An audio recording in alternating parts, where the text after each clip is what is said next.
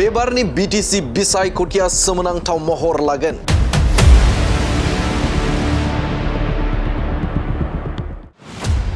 राजखान्थियारि गोख्रों जुजिनो थाखाय बिपिएफ, इउपिपिएल, बिजेपि आरो जिएसपिनि साखाफारा।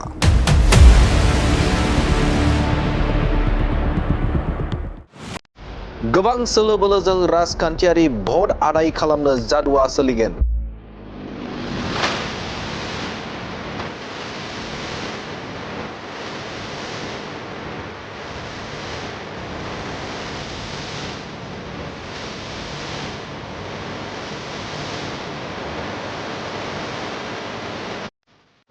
बे समाव सोलिगोन ना हाग्रामा महिलारिनि जादुनि लावथिया, जेराव हाग्रामा महिलारिया थांनाय 63 बोसोरारि जुथुमायाव गावनि दोलोनि सोद्रोमाखौ गोख्रों खालामनो थाखाय फिन बिपिएफ राजखान्थि हान्जानि आफादगिरि बिबानखौ लानानै बिटिसि बिसायख'थिनि दावहायाव ओंखारनो थाखाय जानजि खाफ्रादों आरो हारसिंनो बिसायख'थि गेलेनो थाखाय साखाफारा। বিপিএফে কোনো দলৰ লগত এলায়েন্স নহয়। কোনোবা যদি আমাৰ ওচৰত আহি পেলাই আমাক সহায় কৰিব বিচাৰে, আমাৰ আপত্তি কি থাকিব লাগে, কিন্তু বিপিএফে নিজাববীয়া ইলেকশ্যন খেলিব। এইবাৰ কি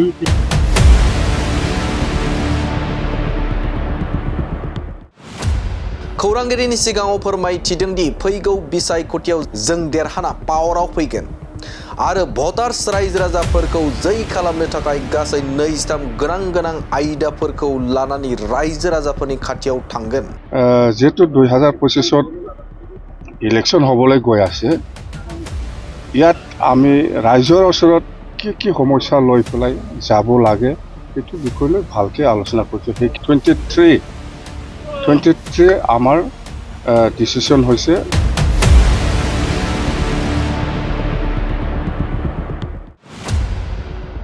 नाथाय बिपिएफ राजखान्थि हान्जानि गोख्रों दैदेनगिरि खाम्फा बरगयारिया जाय खाम्फा बरगयारिनि बियाब न' सेरावनो जानाय 63 बोसोरारि जुथुमायाव बाहागो लायैया सावरायनायनि बिन्दो जानानै दं। मख'नांगोन दि थांनाय उफ्रा बिसायख'थिनि फोसावदिं हाबाफारियावबो बाहागो लानायनिफ्राय जानगाराव खाम्फा बरगयारिया। जुदि खाम्फा बरगयारिया दोलो नागारोब्ला हाग्रामा महिलारिनि फिन सरकाराव फैफिननो लुबैनाय जादुनि लावथिया सोलिनाय नंला नामा?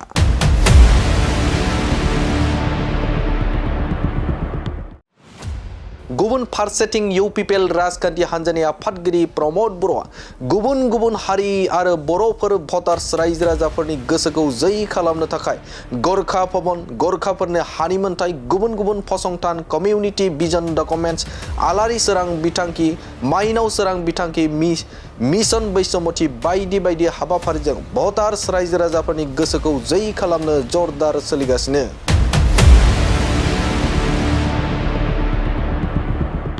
बेरेखा दोलोखौ थांखिनानै 17 बोसोर जेबो खामानि मावनो हायाखै बिपिएफ राजखान्थि दोलोआ थांनाय समाव रायजो राजाफोरखौ दाबि धमकी सिगि सगै भट लादोंमोन। 17 বছৰ বিটিআৰ অঞ্চলৰ ৰাইজক ঠগাই খালে। এই সম্প্ৰদায়ৰ হত্যা, হিংসা, জাতিগত গোষ্ঠীগত সংঘৰ্ষ, মানুহ মৰি বিটিআৰ অঞ্চলত বড়ো অবড়ো ইমান বেয়া পৰিৱেশ আছিলে। এই 4টা বছৰত সম্পূৰ্ণ উল্টা হৈ গ'ল।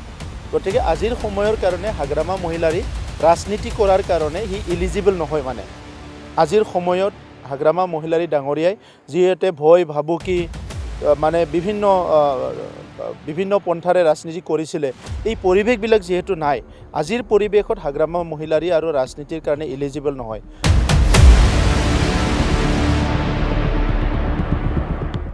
नाथाय दा गोजोन फैबाय, हारि माहारिनि गेजेराव खौसेथि फैबाय होनना रायजो राजाफोरखौ फोरमायनाया सोलिगासिनो दं। बिथां प्रमद बर'नि बेफोर खामानि मावनाय रावफोरा भटार्स रायजो राजाफोरा अन्ना फैगौ बिटिसि बिसायख'थियाव देरहानायनि माला गानहोगोन ना?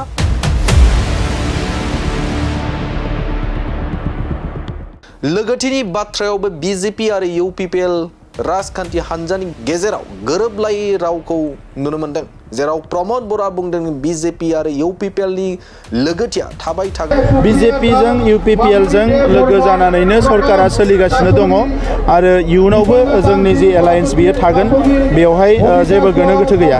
नाथाय बेराफारसेजों बिजेपि राजखान्थि हान्जानि हिमन्त बिश्व शर्मानि रोखा बाथ्रा बिटिसि बिसायख'थियाव हारसिं गेलेगोन আৰু বিটিচিৰ নিৰ্বাচনৰ বাবে সাজু হ'বলৈ আহ্বান জনায়। বিটিচিত যোৱাবাৰো আমি নিৰ্বাচনত অকলে প্ৰতিদ্বন্দ্বিতা কৰিছিলোঁ এইবাৰো BTCত আমি নিৰ্বাচনত অকলে প্ৰতিদ্বন্দ্বিতা কৰিছোঁ अब्ला UPPLनि मासिया खमायलांगोन नामा मानोना थांनाय बिसायख'थियावबो गोबां खम मासि लानानै देरहासार जानो हादोंमोन UPPL राजखान्थि हान्जाया नाथाय फैगौ बिसायख'थियाव रायजो राजाफ्रा माबायदि अनगोन बेखौ समावसो मिथिगोन नाथाय दासान्दि भटार्स रायजो राजाफ्रा प्रमद बर'नि सरकार सालायनायखौ गोजोन आरो खौसेथिनि थाखाय जोबोद मोजां बुंनायखौ नुनो मोनो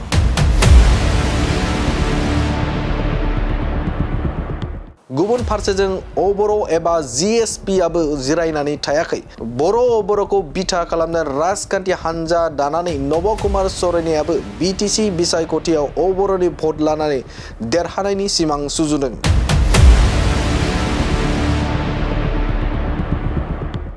थांनाय MP बिसायख'थियाव नंखाय ST सार्टिफिकेट लानानै हादरखौ एबा रायजो राजाफोरखौ हाद्रि सारना बिसायख'थि गेलेनो ओंखारना फेलें जानाय नब कुमार सरेनिया फिन खौरां मेलनि गेजेरजों बुंथिदों बेबाराव रायजो राजाफोरा GSP जों खौसेयैनो दं होनना ঠিক তেনেকৈ আমাৰ গণসুৰক্ষা পাৰ্টি আৰু বিশেষকৈ আমাৰ ৰাইজসকল কাৰণ আমাৰ গণসুৰক্ষা পাৰ্টি কৰ্মী বুলি মই নকওঁ আমাৰ শুভাংশী সমৰ্থকসকলে ক্লিয়াৰলি কৈছে যে এইবাৰ কিন্তু UPPLক বাদ দি ইয়াত মানে গোটেই ৰাজনীতিটো হ'ব